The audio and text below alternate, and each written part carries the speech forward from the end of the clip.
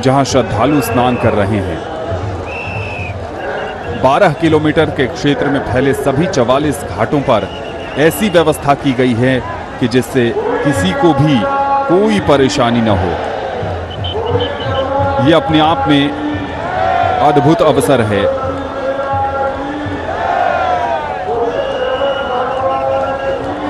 तीर्थराज प्रयागराज में पुण्य सलीला मकर वाहिनी मां गंगा, कुर्म वाहिनी मां यमुना और हंसारूढ़ मां सरस्वती के पावन त्रिवेणी संगम तट पर वसंत पंचमी के तीसरे अमृत स्नान पर श्री पंचायती अखाड़ा महानिर्वाणी अपने पूरे राजसी ठाट बाट और वैभव लिए पवित्र संगम जल में डुबकी लगाता हुआ। महाकुंभ भारत की सांस्कृतिक आध्यात्मिक चेतना का स्पंदन है। एक भारत श्रेष्ठ भारत, समावेशी भारत की दिव्य और जीवंत झांकी है। और इस वक्त आप जो दृश्य देख रहे हैं वो है श्री तपोनिधि पंचायती श्री निरंजनी अखाड़ा और श्री पंचायती अखाड़ा आनंद। एक एक करके ये सभी अखाड़े आगे बढ़ते हुए धर्मनगरी प्रयागराज में आज जो दृश्य आप झूसी से देख रहे हैं इस वक्त, वो आपको महाकुंभ की दिव्यता और भव्यता को भी दर्शाती है। कितना अद्भुत दृश्य है ये। अपने अपने कैंप से निकलकर ये अखाड़े अब संगम की तरफ बढ़ रहे हैं। ये सभी प्रमुख 13 अखाड़े हैं इस। और अगर हम बात करें निरंजनी तपोनिधि पंचायती श्री निरंजनी अखाड़ा की, तो शिवजी के पुत्र कार्तिकेय इसके इष्टदेव हैं। प्रयागराज में ही इनका मुख्यालय है। श्री पंचायती निरंजनी अखाड़ा के महामंडलेश्वर और महंत दिगंबर साधु होते हैं।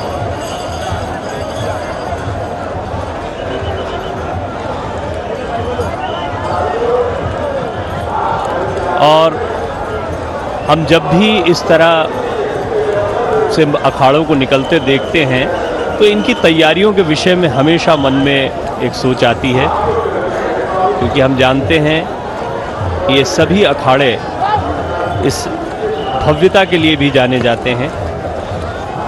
जितने महामंडलेश्वर हैं, हालांकि सांसारिक वैभव से लोग ऊपर उठते हैं, लेकिन वो जानते हैं कि किस तरह से श्रद्धालु उनका इंतज़ार करते हैं। और श्री तपोनिधि पंचायती श्री निरंजनी अखाड़ा की भव्यता को भी आप इस वक्त देख रहे हैं। अपने सभी श्रद्धालुओं के साथ महंत महामंडलेश्वर आगे बढ़ते हुए और बड़ी तादाद में उनके फॉलोअर्स, उनके शिष्यगण और साधु संत समाज जो अखाड़ों से जुड़ा हुआ है वो भी आगे बढ़ रहा है। अनुशासित तरीके से ये प्रोसेशन आगे बढ़ते हुए और इसमें दिव्य दर्शन सभी महंतों और अखाड़ा प्रमुखों के भक्तगण कर पा रहे हैं। आज वसंत पंचमी का एक महत्वपूर्ण दिन है और इस दिन के स्नान को लेकर इसीलिए भी उत्साह है क्योंकि महाकुंभ 2025 जो अपने आप में ऐतिहासिक रहा, आज उसका ये अंतिम अमृत स्नान होगा। हालांकि अभी 2 महत्वपूर्ण स्नान या विशेष स्नान बाकी रहेंगे, लेकिन अमृत स्नान या अखाड़ों का जो स्नान होता है उसका अपना एक वैभव होता है, अपना एक आनंद होता है और इसको लेकर लोगों में खासी उत्सुकता होती है। और कितनी दिव्य तस्वीरें हैं ये, यही तो आनंद का विषय होता है। ये महाकुंभ की पहचान है, जिस तरह से ये भव्य यात्राएं निकलती हैं और जिस तरह से नागा साधु और अन्य साधु संतों का स्नान त्रिवेणी संगम पर होता है। ये दृश्य बहुत कम देखने को मिलते हैं, बड़े दुर्लभ होते हैं। हम इन्हें साक्षात देख पा रहे हैं और पूरी दुनिया में दूरदर्शन के माध्यम से दर्शक इसे देख पा रहे हैं। महाकुंभ 2025 की तैयारियां बहुत विशेष रहीं, बहुत भव्य रहीं और वो भव्यता पूरे प्रयाग में देखने को मिलती है। जैसे ही आप प्रयाग में प्रवेश करते हैं तो आपको एहसास हो जाता है कि ये पूरी तरह से कुंभ क्षेत्र बन चुका है। पूरे प्रयाग को ही तो कुंभ क्षेत्र के तौर पर अब देखा जाता है और प्रयाग आने की उत्सुकता भी लोगों में काफ़ी बढ़ी है।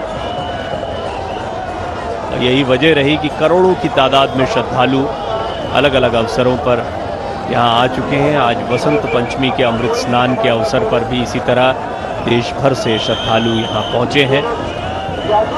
और बड़ा सुंदर दृश्य आज सुबह से ही देखने को मिल रहा है। आमतौर पर 4 बजे के आसपास अखाड़ों की शुरुआत होती है, लेकिन आज सुबह 3:30 बजे से अखाड़े तैयार थे और बहुत तेज़ी से ये सभी अखाड़े एक एक करके त्रिवेणी संगम की तरफ बढ़ रहे हैं। नागा साधुओं ने डुबकी लगाई और उसके बाद में अब अन्य अखाड़ों की बारी है। एक एक करके सभी अखाड़े अपनी बारी का इंतज़ार कर रहे हैं और इन अखाड़ों को देखने के लिए, इनके दर्शन करने के लिए श्रद्धालुओं की ज़बरदस्त संख्या में श्रद्धालु आपको दोनों तरफ इस यात्रा के दिखाई देंगे। और आनंद में देखता हूँ कि अब साधु संत जो है वो भी डिजिटल हो गए हैं और तस्वीरों और कैमरे का बड़ा इस्तेमाल करते दिखाई देते हैं। बड़ी आनंदित करने वाली ये दिव्य तस्वीरें दूरदर्शन के सभी प्लेटफॉर्म्स पर आप लगातार देख रहे हैं।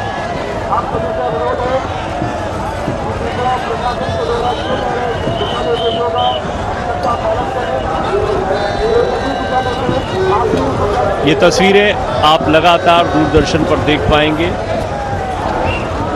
और स्नान की शुरुआत हो चुकी है। वसंत पंचमी का ये स्नान बहुत विशेष महत्व का है।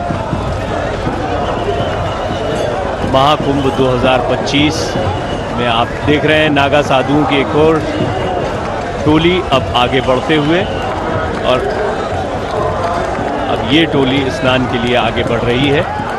आपने अभी तस्वीरें देखी, पहली डुबकी की तस्वीरें हमें देखने को मिली और अब ये सिलसिला सतत जारी रहेगा।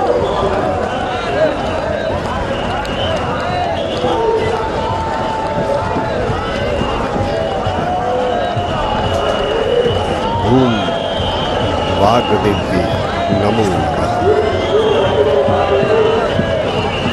आज स्वर की देवी, विद्या की देवी, कला की देवी, देवी सरस्वती का दिन और इस पर्व की छटा की शोभा बढ़ा रहे हैं हमारे ये धर्माचार्य।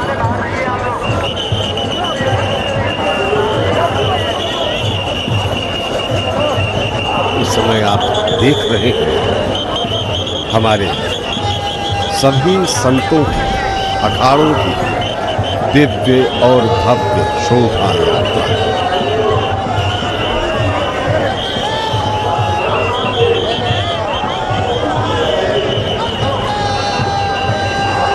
आज देवी सरस्वती का दिन है।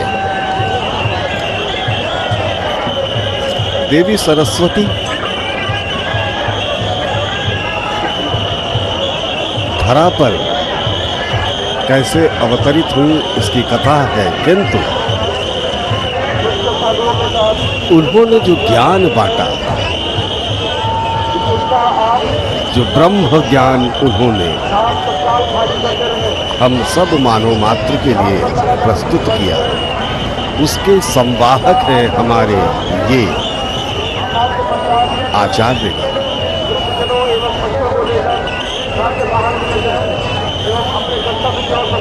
दिव्य और भव्य शोभा यात्रा का उपक्रम ब्रह्म मुहूर्त से ही प्रारंभ है और हम देख रहे हैं इस समय निरंजनी अखाड़े का ये दल जो अपने आत्मबल, तपबल के साथ साथ अन्यान्य बल समेटे बढ़ रहा है त्रिवेणी तट की ओर। उत्साह देखते ही बनता है हमारे इन सभी संतों का।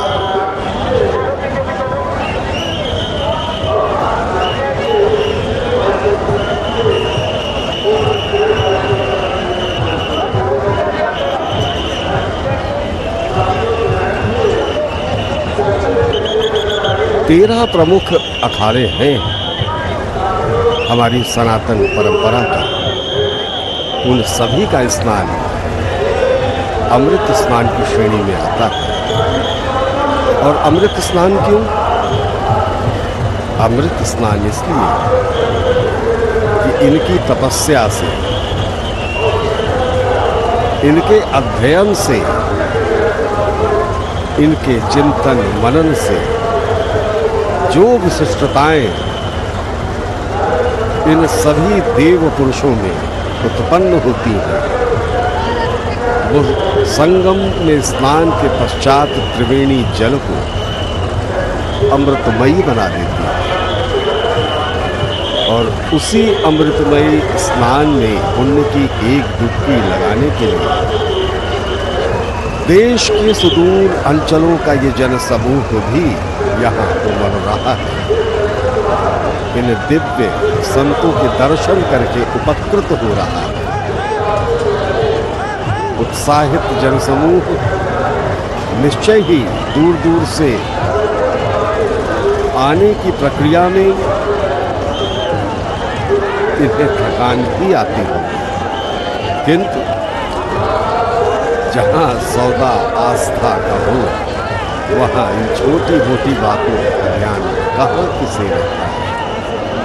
ये हमारी महिला साध्वी ये भी इन शोभा यात्रा में सम्मिलित हैं और इस बात का साक्षात प्रमाण प्रस्तुत कर रही है कि भारतीय सनातन सभ्यता में शिव के साथ ही शक्ति की उपासना का जो सिद्धांत प्रतिपादित हुआ है उसका प्रफुष्टन आज आधुनिक काल में भी देख रहे हैं। साक्षात प्रतीक है ये साध्वी। आप देख रहे हैं साध्वी निरंजन ज्योति जी। ये वो अन्य साध्वियां हैं जो विभिन्न मठ अखाड़ों से संबंधित हैं। वो सब भी आतुर है मां गंगा की पावन डुबकी पाने की।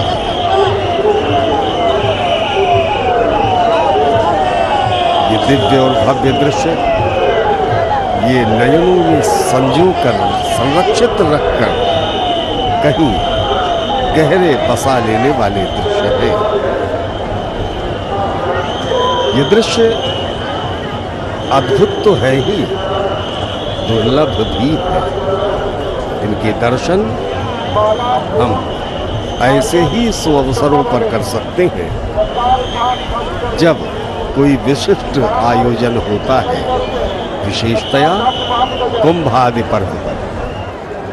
तभी इन संतों के इस रूप के दर्शन होते हैं। और ये दर्शन मात्र दर्शन नहीं है, अंतर चेतना जागृत करने का जो सूत्र है वो कहीं दर्शन से होकर ही गुजरता है। और कहते हैं कि दिव्य संतों का दर्शन भी तीर्थ यात्रा से कम नहीं। इन संतों के जो कुछ भी आत्म प्रकाश की किरणें हैं, जो इनकी आभा है, वो सब हम सब भी अपना प्रसाद अवश्य वितरित करते हैं।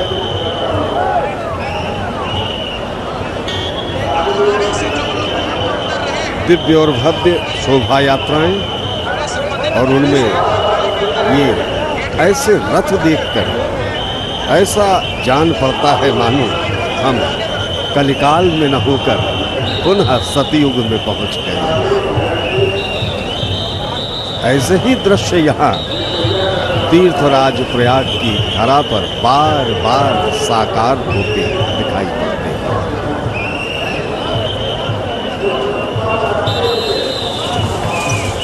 अपनी पूरी आन बान और शान के साथ, पूर्ण सज धज के साथ ये सभी अखाड़े गंगा तट की ओर बढ़े चले आ रहे हैं।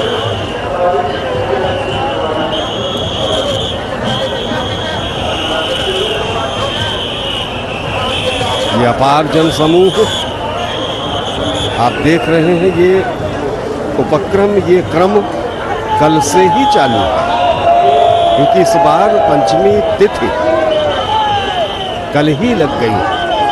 अतः श्रद्धालुओं ने कल से ही बसंत पंचमी के पर्व स्नान की डुबकी लगाना प्रारंभ कर दिया है। आसपास उपस्थित जनसमूह